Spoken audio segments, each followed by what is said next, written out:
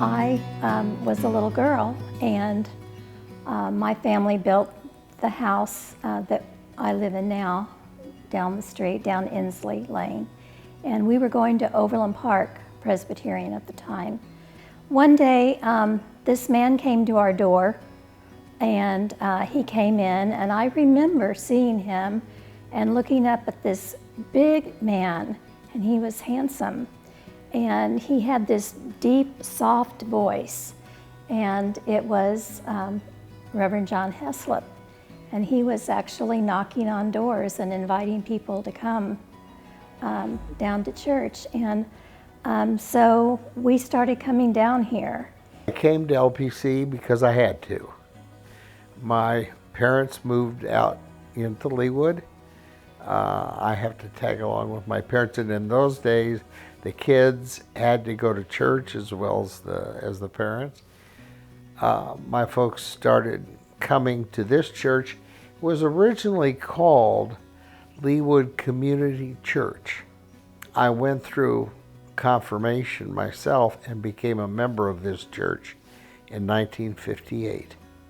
I've stayed with this church as a member, as an elder, from that time forward. We had 3 small children, and we just really wanted a place where family was important, and the community would just rally around us as we raised our kids. I started coming to LPC because I came to the Kanakuk camp that's here, and my parents loved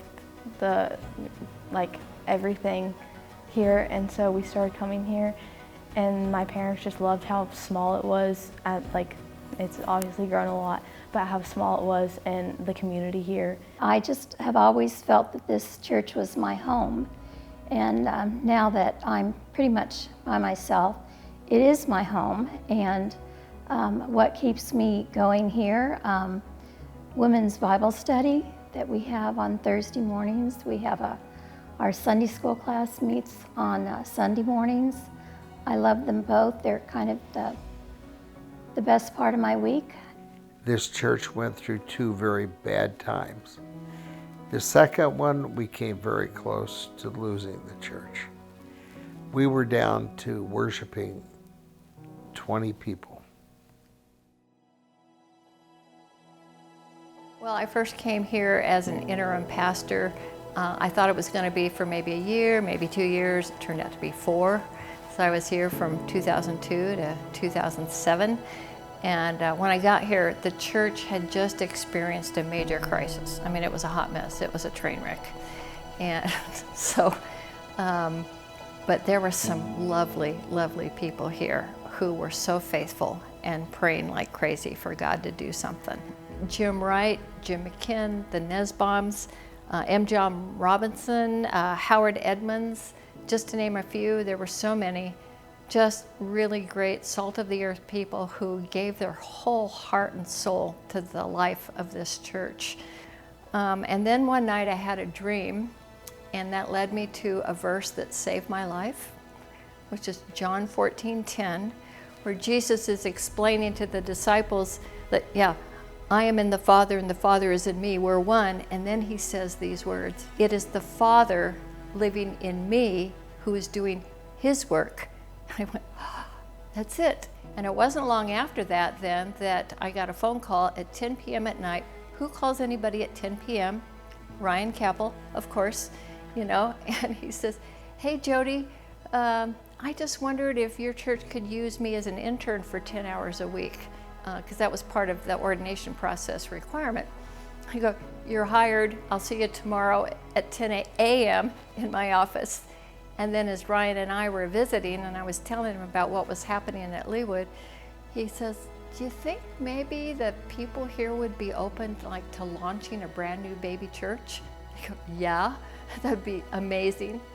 And almost exactly 1 year to the day that we had that conversation, Ryan was then ordained as the pastor of this church. I jumped in as a volunteer with children's ministry, and I started started helping with VBS, and I started helping on Sunday mornings with just kids ministry stuff. The children's ministry director had needed to step out of the role, and she asked me if I would, just because I'd been volunteering so much, she asked me if I would, for 2 weeks, just kind of keep the ship afloat. And so I was like, oh yeah, I could do that for 2 weeks. I'll just, make sure she had, curriculum set up for a couple of weeks. And she was like, yeah, if you could just keep the ship afloat, they'll be hiring, someone really quickly. The next Sunday I was on vacation and didn't have cell service, and I was on my way home and my phone started blowing up. Oh my gosh, congratulations, I just heard you're the new children's ministry director. And Pastor Ryan had announced it in church that I was the children's ministry director. And I was like, oh my gosh, no, 2 weeks, I'm just doing this for 2 weeks. I really love it, and I love working with the kids, and I love their energy. They are just so sweet, and it's just a really great fit for me.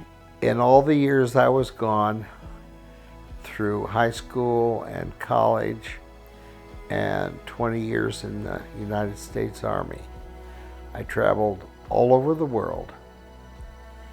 And this church provided the routine that I needed, the home that I needed. The people here have always been kind, warm, caring, loving.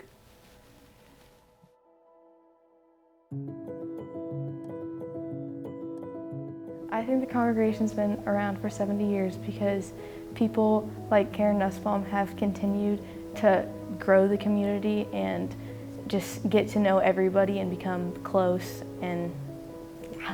When I think about the next 70 years, the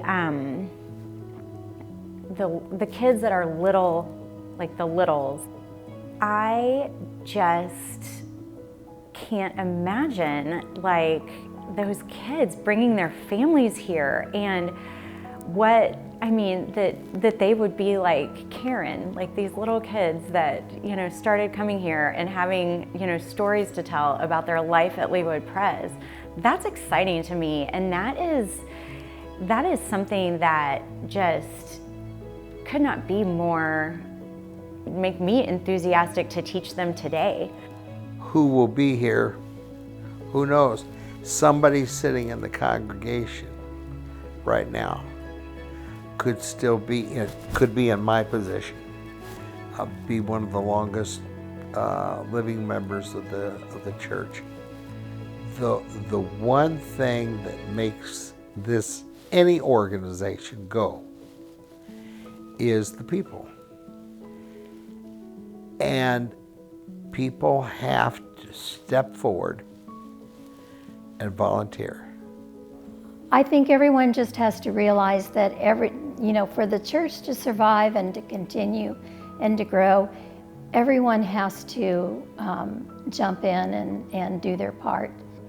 As a part of volunteerism, one of the things that I do is do animated Christmas lighting. Anybody that drives down Lee Boulevard at Christmas time will see those lights flashing. I think someone like me, what they could do to make sure the church is here for 70 more years is to really get people involved so we have like as big of a community as we do now in 70 years.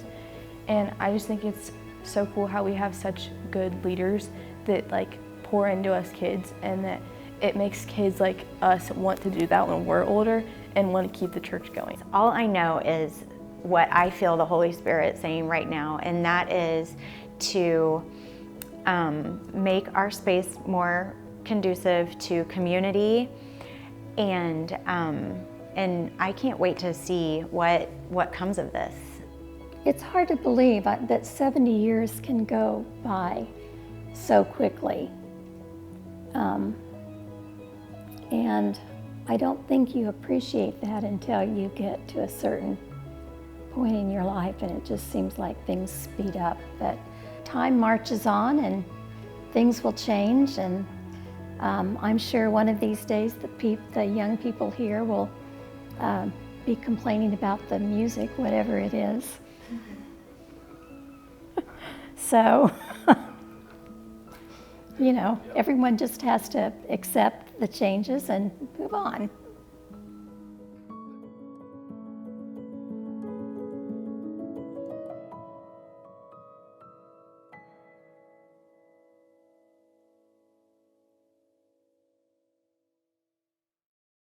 They taught Sunday school for a year or 2 or 5 or 10, you know. So, Sorry, I don't know what I'm going to say. I lost my train of thought. What confidence? They have to be willing to work for what they believe in. I've got the sound turned off on this doggone. Wait, how do I start it again? Can you ask the question one more time? I'm sorry. No, so.